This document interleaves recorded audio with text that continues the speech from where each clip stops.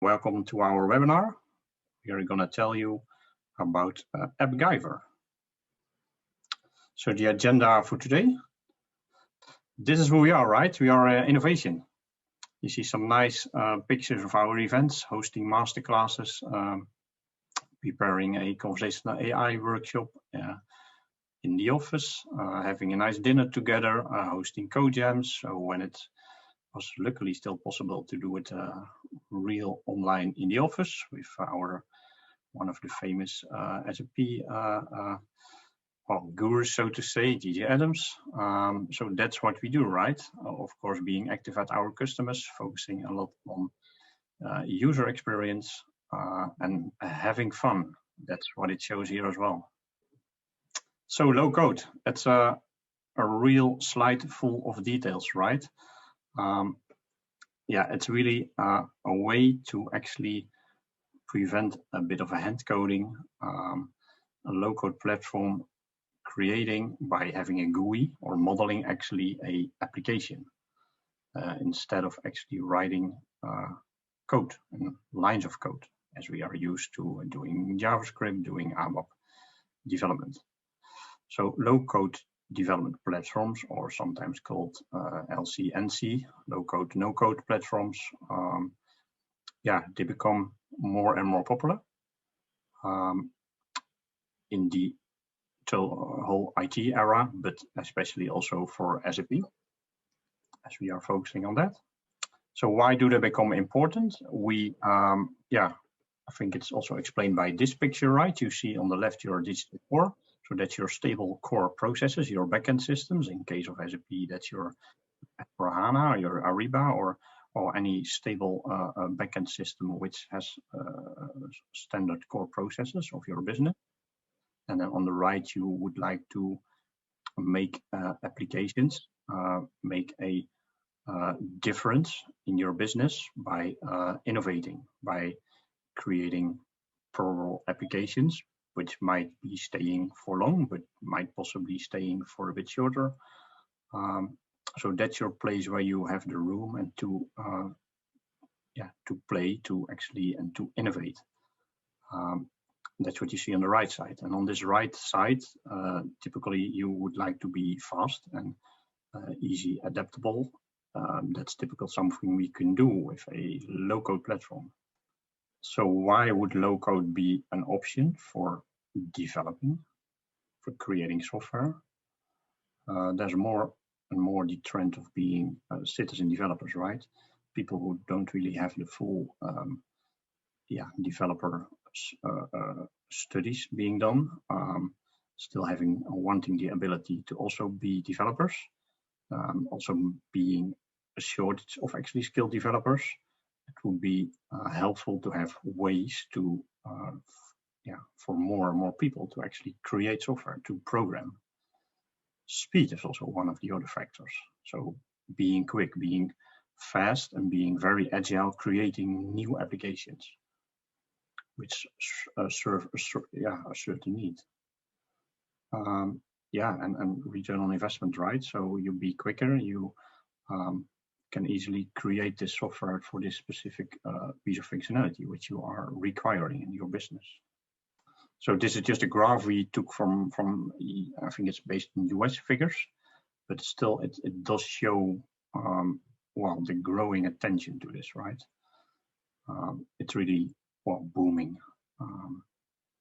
The investments are really increasing each year, expected to be even higher on this movement. And a lot of customers also in the Netherlands are looking at this doing already low code development. There are quite some competitors and some parties doing this. Well, obviously we all heard about Mendix, but we also see OutSystems there on the right area. Microsoft, if there's Power Apps solution, Salesforce, Appian, Betty Blocks is also pretty familiar. So there are quite some players in this world. AppGyver is not listed here. It's rather small compared to these big companies. but certainly it also has an importance in this era, and this is what actually the players are, the competitors, the different options for you to do low-code development. So then, talking a bit about low-code, SAP also has options, and they did have an option years back with SAP River. Maybe some of us still know that. Also, well, a piece of software where actually we could do low-code development, so model-driven development. That was completely sunset, and they didn't have options for low-coding a long time. You could do Fiori elements, or Fiori elements, I would still call it low-code development, right? So because you simply make little elements in the backend, which you can actually build a full UI5 application being generated out on top of that. So that's typical low-code development, I would call it. Well, then AppGyver, of course, we're going to talk about it later. And Room, which is more being used for your workforce automation, project management sort of solutions, where you can more do collaboration and actually develop your workflows in there. So this Room solution, it's also quite new, but that's fitting a little bit a different purpose than AppGyver does. And since long, there is this solution extension partnership, as we should call it, with Mendix, right? So that's a strong partnership, able to create low-code solutions actually in Mendix connecting to SAP systems.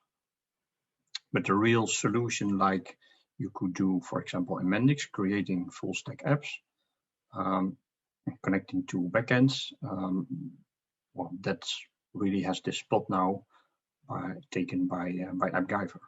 So this is what Jürgen Müller says it, right? Says about it. Low-code, no-code, LC Nancy, that's the abbreviation. We should remember that one. Low-code, no-code is really faster, more efficient, and it frees up time for the developer to actually focus on other things. Of course, it depends on different aspects of your needs and your requirements, but in general, that's the saying, right? And because of this, we can actually be faster in development and focus on other things. This is a slide with some challenges as SAP is seeing it.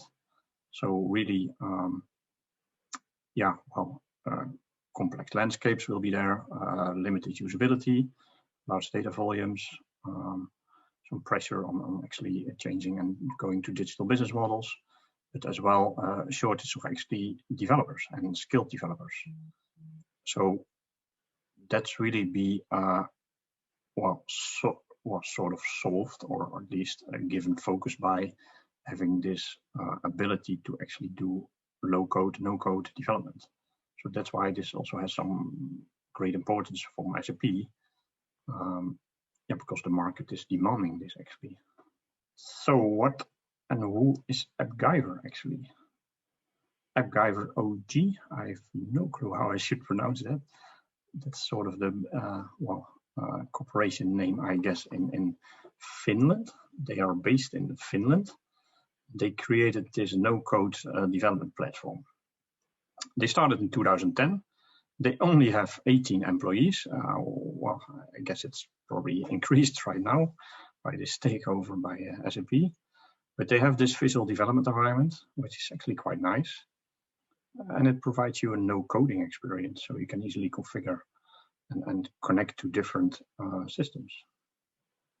And you can run it on your smartphone, tablet, and web app, so it's Fiori comparable in that sense. So they were taken over pretty recent, February 2001. And this is really a, well, comparable as what also is showing in the news article, right, to what Mendix can offer. But this is really part of SAP right now. So let's see, right? That's where it's all about. Let's unbox this solution. How SAP positions it. We had some chats as well with Martin Grasof to elaborate on all the details. it's part of the extension suite, which makes sense, right? It's well, it's a way to actually extend and to provide this innovation options, as we saw in the earlier graphs, to extend your S4 or to extend your standard cloud solutions by providing different or more user-friendly or more integrated or certain needs which are not fulfilled yet in the application by creating new applications, ideally served on multiple platforms. So that's what it's really part of the extension suite. That's the spot it actually takes. And then when we compare that to what we have already in the SAP landscape, well, the developer journey. So how should we compare things? Yeah, we've all heard about this Business Application Studio. That was one of our previous webinars as well to show you a bit how that works. The follow-up, as SAP pronounced it, as from the web IDE. So Business Application Studio is more the pro code, or maybe close to low code if you look at Fiori Elements, for example, to develop applications. AppGyver is really seen as the no-code solution.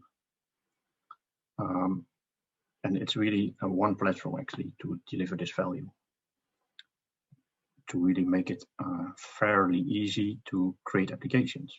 So serving this need and this challenge as what, well, Jürgen Müller said in this quote. If you're wondering about the terms, actually, Kappa, that's Cloud Application Programming Model or Workflow, Mobile Development Kit, which you can also create mobile applications.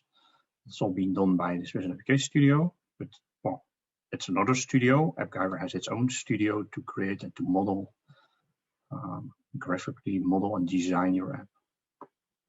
But don't get to see that. So this is what it is. It's really a lot of sophisticated options there to actually create applications. So it's a drag and drop user interface where you can create logic, where you can place components and controls actually on your screen. You build it graphically. You do not start with the domain model as you would do it, for example, in Mendix. You start with creating your screen and then connecting it to data, thinking about data which you want to integrate. And it really has well, formula builders. You can even create your own. Still use JavaScript. If you see or have a need for doing that, you could do that. You'll see that in the demo. And then you could deploy it. You could deploy it as sort of a binary app or as a static web app in cloud or in your own location where you would like to deploy applications.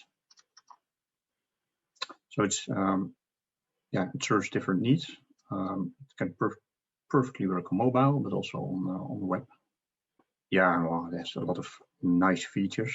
You can provide a lot of logic, a lot of components are there. You can do teaming. You can integrate with APIs. That's going to be even further improved, well, because it's now part of SAP. OData, for example, has a high preference and high priority in SAP landscapes. So that will also be improved. And well, with all platforms, you can perfectly debug. You can customize your deployments. What it also does, I think it's based on Webpack, that it optimizes your bundles. So it optimizes whatever is being sent to the browser, that it only sends as what's required. That's pretty helpful to make lightweight apps, especially on mobile. That's helpful.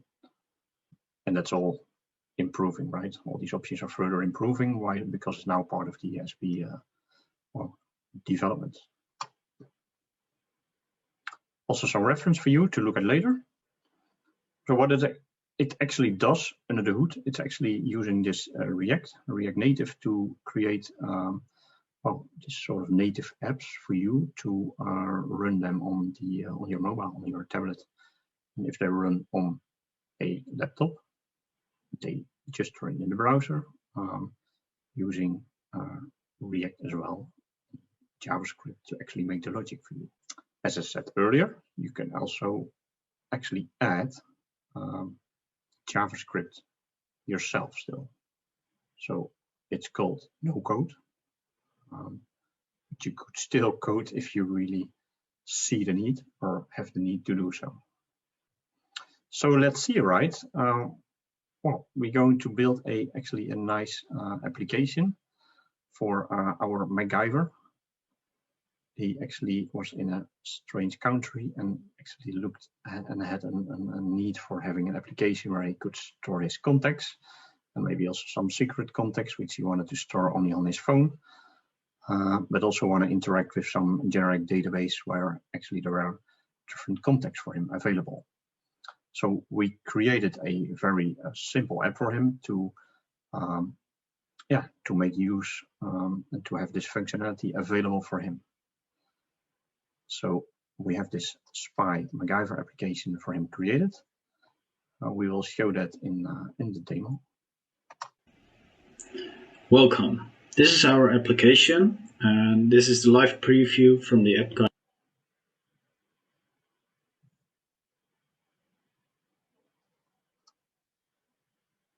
platform.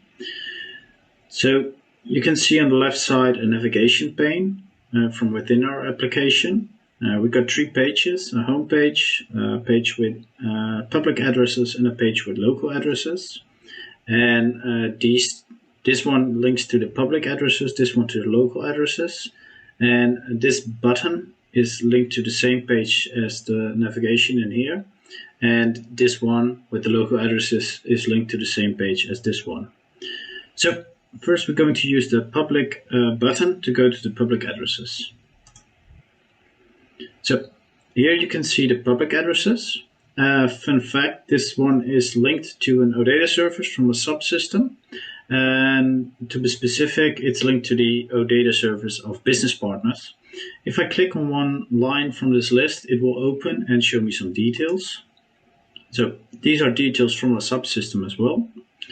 And now I can go to the home page again, and I can use this button to go to the local addresses, or I use the navigation. This time I'm going to use the navigation.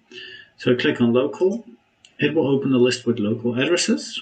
I just got one. I can use this button to create another one and save it. Now it's just empty, but okay. And I can click on this one to get some details. It's Pete Johnson, but the email address is not right. So I'll edit his first name to John to match with this email address. I can save it. Yes, I'm sure. Hit up. And now it's saved. So if I go to this one again, I can see that it's changed.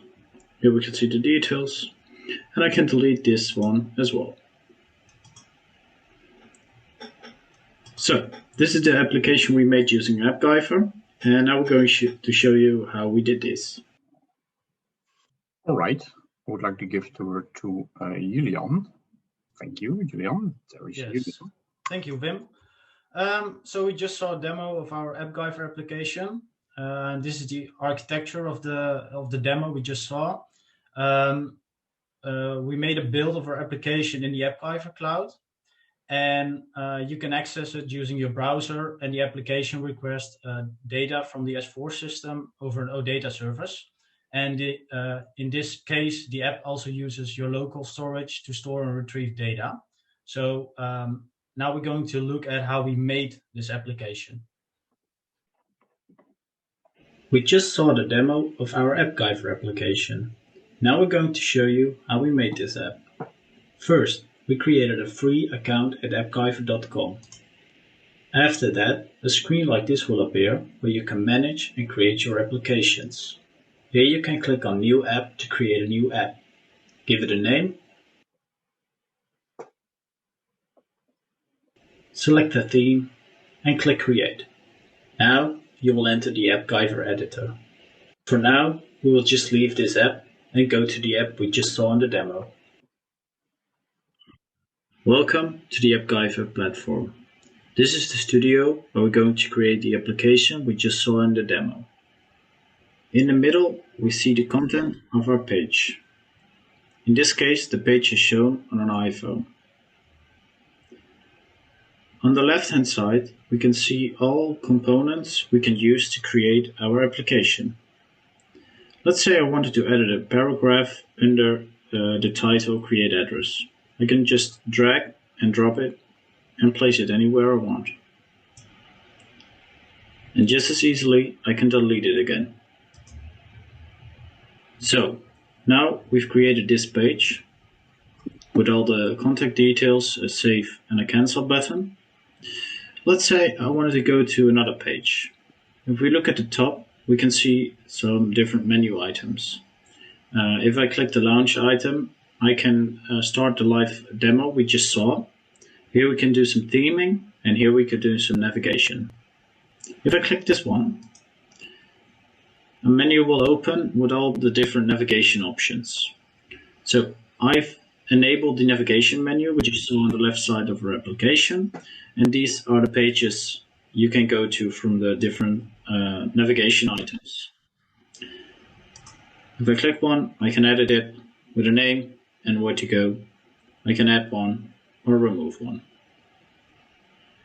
So now let's get back to the page. In the demo, we saw that we had public addresses and local addresses. The local ones are saved on the device itself.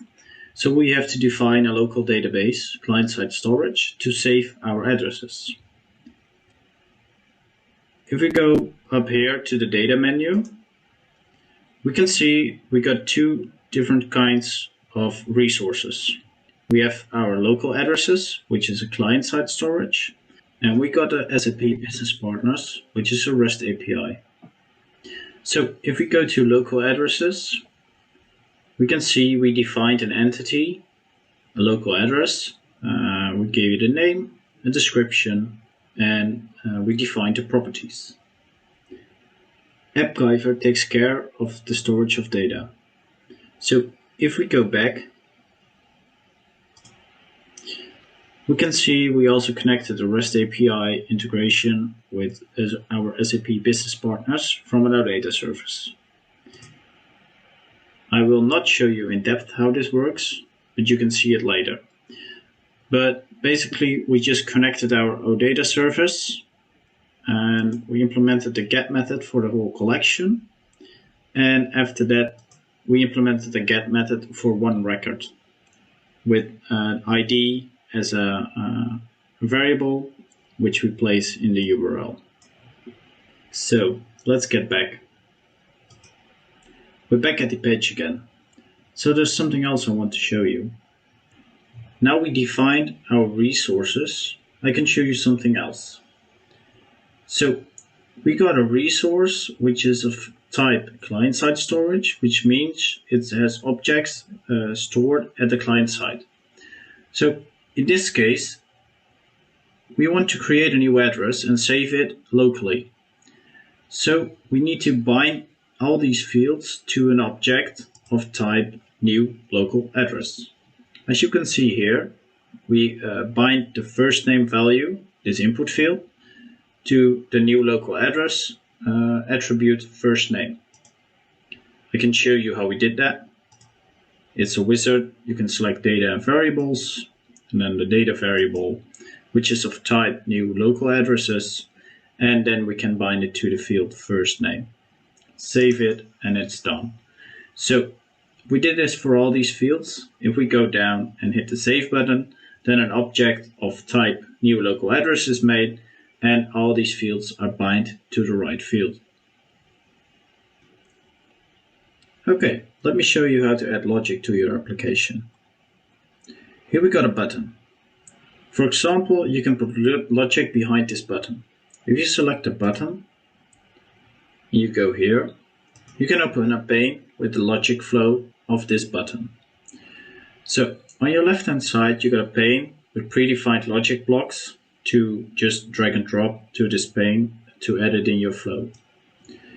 So we got predefined stuff like open a page, set app variables, got a confirmation message, and we can even get a record or create a record, update a record or delete a record. So it's pretty cool stuff. So for the cancel button, I created this flow.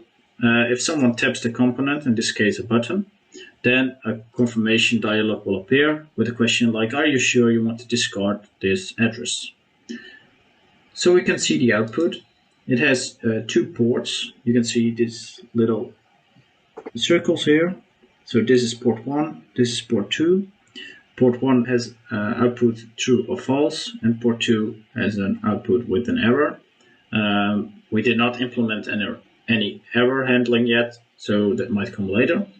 For now, we just keep it with port 1. This one will give the output true or false, and we use that one as an input for our if condition block. So this is just one to define, like if the input is true, then the output will go to port 1. This is true, and port 2 is false. So nothing happens if you click cancel. It will just close, and you go back in the dialog. But if you hit yes, I'm sure button, then we will navigate back to the page where you came from. AppGyver even supports custom coding in case the available logic blocks are not enough. You can add custom JavaScript in the logic flow. We're going to use some JavaScript to transform the error message from the dialog box to uppercase and pass it to a logic block that creates a toast. First, we're going to scroll down and select the advanced logic block JavaScript. Drop it here. As we can see, the second output from this dialog box is the error. So we'll bind the JavaScript logic block to the second output of this dialog box. And then we can double click to see what's going to happen within the JavaScript logic block.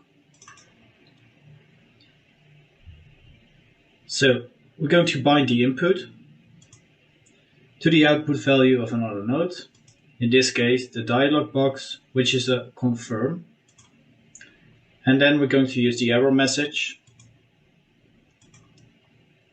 So input 1 is bound to the error message from the output of the confirmation block. Here we can define the JavaScript.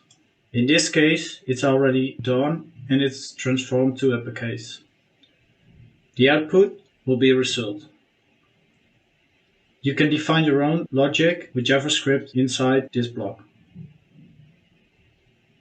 We're going to save it. Now we're going to add toast message to display the uppercase message from the confirmation box if that gives an error.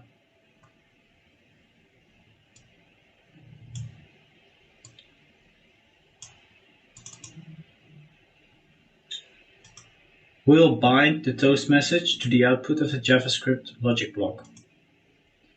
We choose function and select the result. Save it, save our application, and it's done. For basic custom logic, you do not always need to use JavaScript. You can also use the built-in formula editor. Let's say, for example, we want to concatenate the first and last name to create a full name. We can click on the box in front of the label text and select formula instead of static text. Here, at formula, we can create Excel-like formulas. Let's say we want to concatenate the first name and last name of our local variable. We select first name and we can add it with static text like a space to our last name.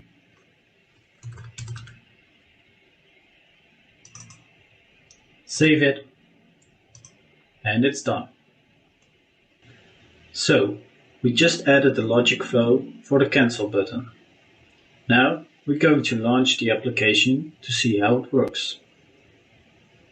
We go to Launch and click Open App in Preview Portal. Here we can select the app we want to open. As you can see, this is the same app as before. Now we're going to Local and create a contact. Here we see the cancel button we've just created logic flow for. Now, if I click cancel, the flow will trigger. We get the dialog, we click OK, and go back. Let's go back to AppGyver.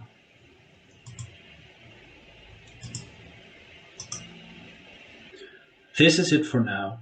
We just showed you how to make one page. To make the app from the demo, we need to make more pages.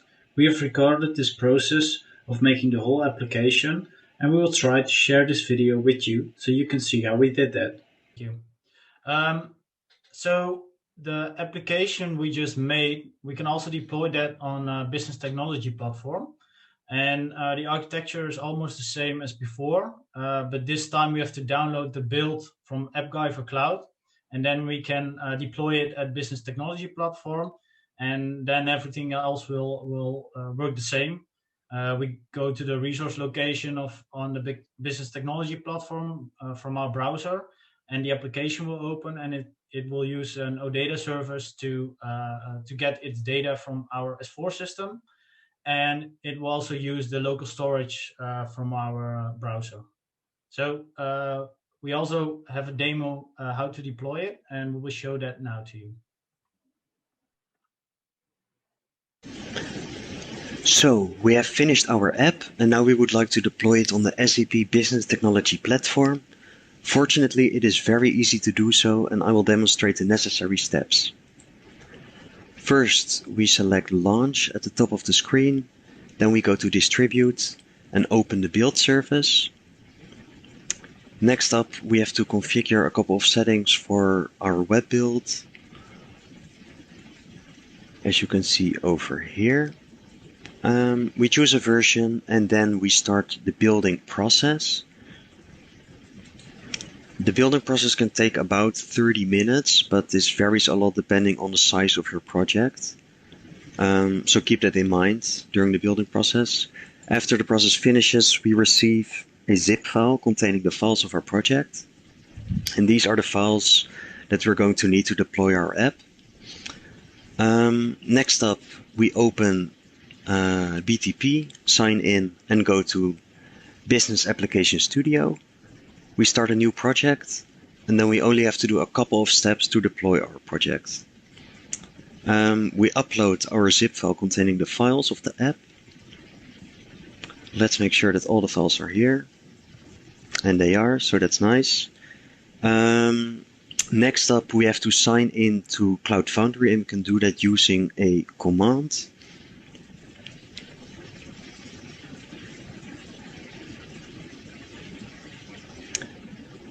And now we only have to do one more thing. We need to add an empty file called static file.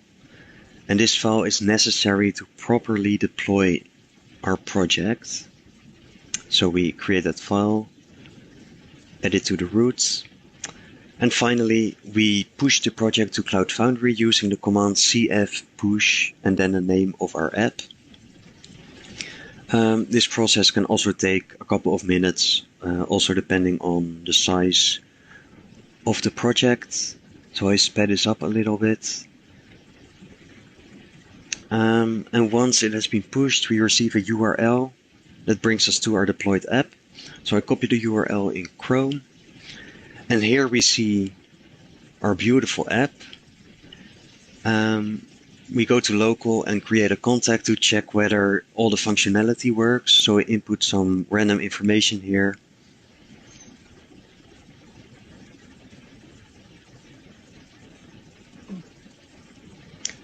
Then I press save. I'll go back to local for a bit to check whether everything works. We go to public addresses, we wait a second, and then we see that we were able to get the data from the OData service. So that also works. Well, so that was a little demonstration of our deployed app. As you can see, after the build finished, the whole deployment process only took a couple of minutes. So that went pretty smooth. Even though there wasn't any explicit BTP support yet in AppGyver. I hope you enjoyed this little demonstration, and if you have any questions for us, please let us know. Well, then thanks a lot to Olaf and Julian for sharing this insights with us. I hope it gives you a nice overview of what actually AppGyver can do, right? It's still short. Of course, the best is to play with it yourself. So you will find out what limitations there are, possibilities there are. There's a roadmap as well from AppGyver. Obviously, it's a lot focused on integrating in the SAP landscape. But let's look at some aspects, right? So Q3, yeah, well, they further start commercialization. It's actually off the market right now. You cannot even buy AppGyver at the moment, but that will be changing soon. They have a lot of attention to security, but also applying the product standards. But actually, the main things are really happening in Q4. Integrating further in the ecosystem, actually making it fairly easy to deploy to a business technology platform, are having components to make Fiori applications, so and having the Fiori UX for us available. Yeah, well, put it in the App Store. So there's quite some changes upcoming. Also, this OData support is an important topic. We also had some troubles with actually CORS issues, calling it an external URL inside your application. You have to fix that yourself. There will also be options to prevent that. Of course, you can put a lot of proxies yourself in between, but it's helpful if the platform supplies that for us. That also will become available. So there's a lot going on. It will evolve even further. But at the moment, you could still use, as we did, this AppGyver platform, yeah, to just freely try out and work like a trial account on this AppGyver platform to actually see what it brings, see what it does, and it definitely has a promising future. We also had some chats with Martin Grasof. He's the product manager for this extension suite. I explained in the beginning, it's part of the extension suite. So he gives a bit more details on this roadmap. There will definitely be OData support. Fiori look and feel will be there. Even UI, SAP UI web components. We've heard a lot about it on these UI5 conferences, which will be also an option. CORS, well, as I told you earlier, there will be an AppGyver option. And well, the business technology platform runtime will be fairly more easy as it is right now, because now you have to download it yourself, and upload it again with Business Application Studio. It's really, it could be easier. It's already possible. You could definitely put your application already in the business technology platform, but then you would not yet use the connection, for example, the destinations. You do it slightly different as what the ideal SAP technology and architecture defines. Coding repository, that's interesting. They have actually their own repository. So that's not GitLab, not Git. It doesn't sound that's going to change, but that's an interesting aspect as well. So versions, as I said, right, it's off the market right now. So they, it's not for sale right now, but they will maintain this free version and also one on business technology platform.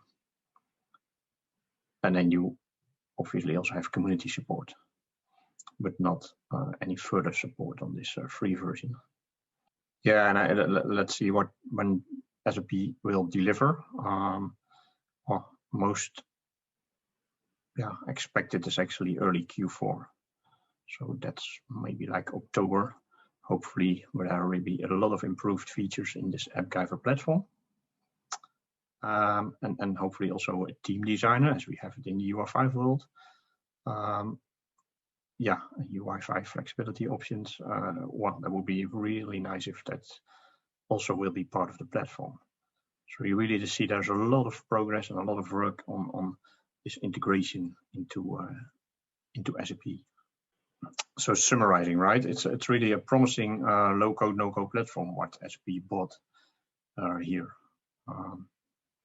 And well, there's a work in progress.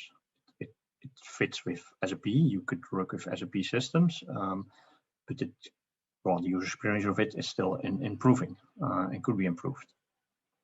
But you can definitely create an application without coding, and yeah, SAP has this low-code option again off the shelf. That would be yeah, that's really nice. And well, if you require to do still coding, you can actually do it. So there are still options for you to create your own logic by doing coding. So, well, hopefully this gives you a glance and an overview of what AppGyver is, what it will bring, what it is right now. And as Julian mentioned as well, we have an extensive recording of creating this whole application. We'll also publish it probably on YouTube, or let's see where we can publish that so you can actually enjoy the whole creation of an application, which helps you maybe to explore this platform yourself as well. That brings us to the end of this webinar. We are very interested if you have questions. There was one question being asked. Does SAP also give a recommendation or an advice when you should use AppGyver or when to use Mendix as low-code, no-code platform? A real good question, actually. I didn't see an official recommendation, but I could imagine, and also it shows right in that picture a bit up front over here. In this picture, for example, you would see the options, right? I mean, this is the picture SAP provides us, and obviously they position their own, well, things off the shelf as preferred option. I mean, for no code, they supply us AppGyver. They don't name Mendix in this slide. They do name mobile development kit, Fiori, or workflow options with Room or cloud application program. It's all their own, well, off-the-shelf products, right? And Mendix is not named here, so I can imagine a well, preferably using the SAP options if they're available. But I haven't seen comparisons between or advice when to use Mendix or when to use AppGyver. Maybe that will come, or maybe it will, like this, just mention AppGyver. Well, still knowing there's a partnership existing. So that's a real good question. And we're also looking into options to, yeah, to provide access to the platform later on and to help you maybe with some guidance and some exercises later this year to actually practice on this platform. So when there's even better SAP integration, yeah, well, feel free to join these sessions. But that's still to be planned. Wim, there's still one question. There's still one question coming in. That's very good. Yes. What do you think about the quality of HTML it generates? I haven't specifically looked at the quality. Maybe you want to answer that question, Julian, yourself. Yeah, go ahead. I haven't looked at it in detail yet, but yeah, it's pretty good working. I'm not sure if we can judge the quality of their HTML, but yeah, it works pretty smooth. So I guess it's pretty good. Yeah, they did really take, yeah, keep it in mind to think about performance and optimizations. That's what I saw. They use Webpack when building this this bundle actually, which we published on Business Technology Platform. So Webpack is really a way to sort of not only minify, but really look at whatever you need from a library and only provide that in the bundle, whatever you need. So make it as compact as possible. That's really what's part of the build process, which I think is, well, pretty good to have it standardly being doing. Yeah, it's definitely not readable, so I'm looking at that's good, right? Yeah. It's pretty compact. All right. I hope that answers this question. And yeah, again, feel free to to check out the platform yourself as well, right? So can you see what it generates? We think it's pretty optimized and pretty nice code. It does a bit the same as we have with the UF5 build toolings, right? Where it also optimizes the library sizes and yeah, takes out whatever is not required. Thanks for enjoying. Thanks for taking the ride with us to see what AppGyver brings, to open up the box. See you in our next sessions.